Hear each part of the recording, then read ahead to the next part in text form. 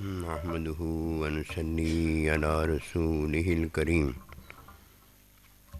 اما بعد فاعوذ بالله من الشيطان الرجيم بسم الله الرحمن الرحيم يا أيها الذين آمنوا كتب عليكم الصيام كما كتب على الذين من قبلكم لعلكم تتقون آمنت بالله صدق اللہ العظیم۔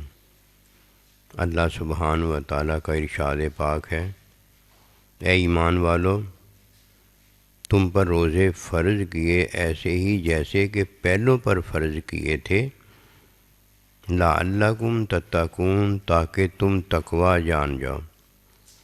یہ تقوی دو طرح کا ہے۔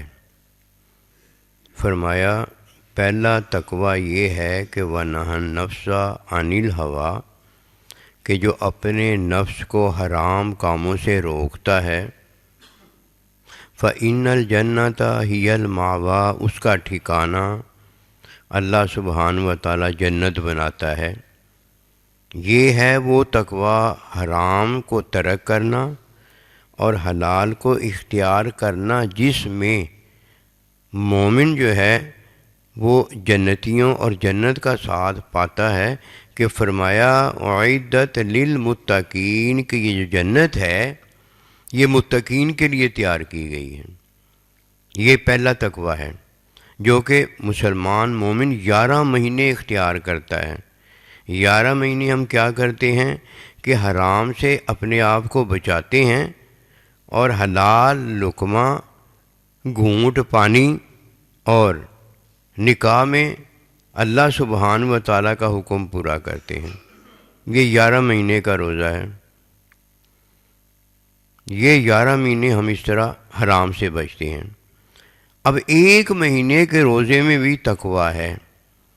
یہ تقوی جنت کا ساتھ اور جنتیوں کا ساتھ تو ہے ہی ہے، لیکن اس میں بڑی بات جو ہے وہ یہ ہے کہ اس تقوی میں اللہ کا ساتھ ابدی، اور اللہ سبحانہ و تعالیٰ کے ابدی ساتھ میں اللہ کے بندوں کا ابدی ساتھ ہوتا ہے جو کہ خاص ہے۔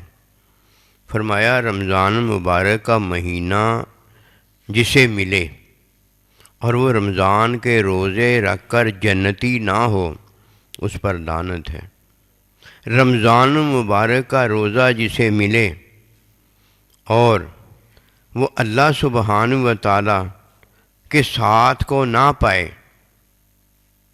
وہ ہے جس پر بہت بڑی لعنت ہوتی ہے۔ جنتی جہنمی ہو جائے، یہ لعنت کا باعث اور سبب ہوتا ہے، اور جہنمی جنتی ہو جائے، یہ اللہ سبحانہ و تعالیٰ کی رحمت کا سبب اور باعث ہوتا ہے۔ فرمایا رمضان کا روزہ ملے اور وہ جنتی نہ ہو، اس پر لعنت ہے۔ اور فرمایا کہ ماں باپ بوڑھے ملیں یا 2 میں سے ایک بھی ملے اور اس کی خدمت کر کے وہ جنتی نہ ہو جائے، اس پر بھی لعنت ہو۔ یہ ساتھ ہے اللہ کے بندے کا جو کہ ماں اور باپ ہیں۔ اور اس کے بعد فرمایا کسی پر میرا ذکر ہو اور وہ مجھ پر درود نہ پڑھے، صلاۃ و سلام نہ پڑھے، اس پر ہی اللہ کی لعنت ہو۔ یہ ماں باپ کا ساتھ نہیں، ماں باپ کا ساتھ جنت میں ہوتا ہے، یہ اللہ پروردگار کا ساتھ اللہ کے بندوں کے ساتھ ہوتا ہے۔ 11 مہینے جب ہم زندگی گزارتے ہیں تو وَنَهَى النَّفْسَ عَنِ الْهَوَىٰ، نفس کو حرام سے بچاتے ہیں اور حلال کا ارتکاب کرتے ہیں، یہ جنت ہے۔ لیکن رمضان مبارک میں تو حلال جو ہے وہ حرام ہو جاتا ہے۔ کھانا حلال ہے، حرام ہو گیا ہے، پینا حلال ہے، حرام ہو گیا ہے، مباشرت حلال ہے لیکن حرام ہو گئی ہے۔ اب کس کو ترک کریں گے؟ اب بے عیبی جو ہے وہ اللہ بے عیب ہے، ہم میں جو عیب ہے اس کو ترک کریں گے۔ کھانا ہم میں عیب ہے، پینا ہم میں عیب ہے، مباشرت کرنا ہم میں عیب ہے۔ اب ہم نے حرام ترک نہیں کرنا، حلال ترک کرنا ہے، اور حلال جو ہم نے ترک کرنا ہے وہ عیب ہے ہمارا۔ کیونکہ رمضان المبارک کے روزے میں جو تقویٰ دوسرا دیا جاتا ہے وہ حرام کے ترک کا نہیں ہوتا، اس میں جو تقویٰ دیا جاتا ہے وہ اللہ پروردگار کے ساتھ اللہ کی بے عیبی کا ہوتا ہے۔ اللہ بے عیب ہے، نہ کھاتا ہے، نہ پیتا ہے، نہ مباشرت کرتا ہے، یہ اللہ پروردگار بے عیب ہے۔ اب ہم نے جب روزہ رکھنا ہے تو ہم نے بے عیبی کا اثبات کرنا ہے کہ میں بھی نہیں کھاتا، میں بھی نہیں پیتا، میں بھی مباشرت نہیں کرتا، اور یہ اس بات کس میں کرتا ہوں؟ اللہ کی بے عیبی میں کر رہا ہوں۔ یہ جو تقویٰ ہے یہ وہ تقویٰ ہے جس کا قرآن مجید میں اللہ ذکر فرماتا ہے کہ وَاعْلَمُوا، جان لو اس بات کو، ان اللہ، یہ جو اللہ ہے، مع المتقین، یہ متقیوں کے ساتھ ہے۔ یہ تقوی میں جو ساتھ ہے، رمضان المبارک کے روزے میں جو ساتھ ملتا ہے، بے عیبی کا ساتھ ہے۔ بے عیب اللہ ہے، بے عیبی کا ساتھ ہے، اور غنا کی عطا ہے۔ وہاں جنت کی عطا ہوتی ہے جب کوئی حرام کو چھوڑتا اور حلال کو اختیار کرتا ہے۔ یہاں غنا عطا ہوتی ہے، یعنی محتاجگی ختم ہو جاتی ہے، محتاج نہیں رہ جاتا بندہ کہ کھانے کا محتاج ہو، پینے کا محتاج ہو، بشری صفات کا محتاج ہو۔ ادھر تو بشری صفات ختم ہو جاتی ہیں، ادھر تو اللہ سبحانہ و تعالیٰ اپنے فعل میں اسے بے عیبی عطا کرتا ہے۔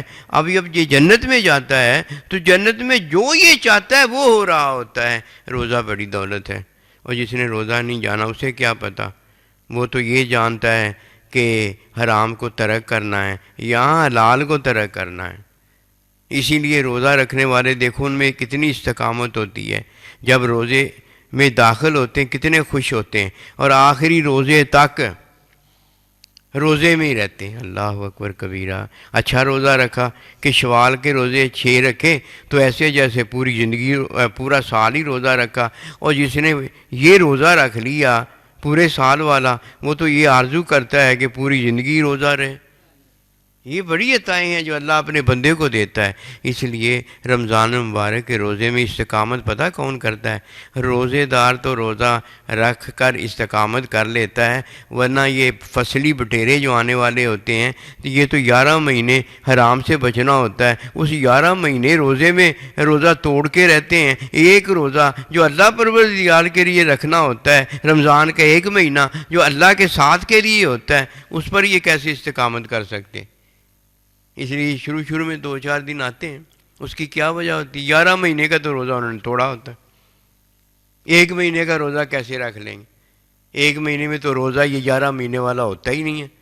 وہاں 11 مہینے جو روزہ ہے تو حرام کو چھوڑنے کا ہوتا ہے اور حلال کو اختیار کرنے کا ہوتا ہے، اور یہاں تو روزہ ہی حلال کو ترک کرنے کا ہوتا ہے۔ وہ کیسے حلال کو ترک کریں؟ اس لیے جاننے والا یہ بات جانتا ہے کہ یہ استقامت کیوں نہیں ہے ان میں، اس لیے وہ 11 مہینے کا پہلے روزہ رکھوا لے۔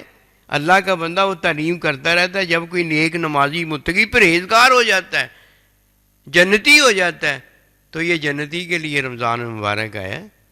اللہ پر ایمان پہلوں کے لیے بھی تھا، نہ ایمان لاتے کافر مشرک ہوتے۔ اللہ پر ایمان ہمارے لیے بھی ہے، اگر ہم نہ ایمان لاتے ہم بھی کافر مشرک ہوتے۔ یہ تو مومنین کو اللہ پروردگار نے اپنا ساتھ پہلے بھی دیا تھا، اب بھی ہمیں دیا ہے۔ ایک تو ساتھ ہے، اور ایک اللہ سبحانہ و تعالیٰ کی دعوت ہے۔ وہ کیا ہے؟ محتاج ہو جانا اور میرے ساتھ رہنا۔ محتاج ہو جانا، میرے ساتھ رہنا۔ محتاج ہو جانا سے مراد اللہ اور نبی رسول اللہ کے بندوں کا محتاج ہو جانا، اور دنیا کی محتاجی ختم کر دینا۔ کیونکہ اللہ نبی رسول کا محتاج تو اس وقت ہے نا جب وہ حلال کھانا پینا، حلال سارا کچھ چھوڑ دے، اور اللہ ہی اسے کھلائے، اللہ تعالیٰ ہی اسے پلائے، اور فرمائے اسے مردہ نہ کہنا۔ اور مر کے جب نہیں کوئی مرا تو ابھی ابدی زندگی ہے کہ نہیں ہے؟ اسے مردہ نہ کہنا، یہ زندہ ہے، میں اسے کھلاتا اور پلاتا ہوں۔ یہ روزہ ہے۔ روزہ جب ملے، جو جنتی نہ ہو جائے روزہ رکھ کے، اس پر لعنت ہے۔ جسے اللہ کا بندہ جنت دنیا میں ملے، رمضان مبارک کے مہینے میں ملا ہو، اور اس کی خدمت کر کے ہیں بخشش نہ پا لے، اللہ کا ساتھ نہ پا لے، اس پر بھی لعنت ہو۔ اسی طرح اللہ سبحانہ و تعالیٰ نے یہ جو 3 لعنتیں بتائی ہیں، اور جس کو لانے والا جبرائیل علیہ السلام ہے، اور جس پر آمین کرنے والا اللہ کا نبی صلی اللہ علیہ وسلم ہے، اور بھیجنے والا، یہ لعنتیں کون ہیں؟ اللہ پروردگار۔ تو چاہیے کہ بندہ 3 اشروں میں یہ 3 دولتیں جو اللہ دیتا ہے ان کو حاصل کرے۔ وما توفیقی الا باللہ، اللہم صلی اللہ علیہ وسلم۔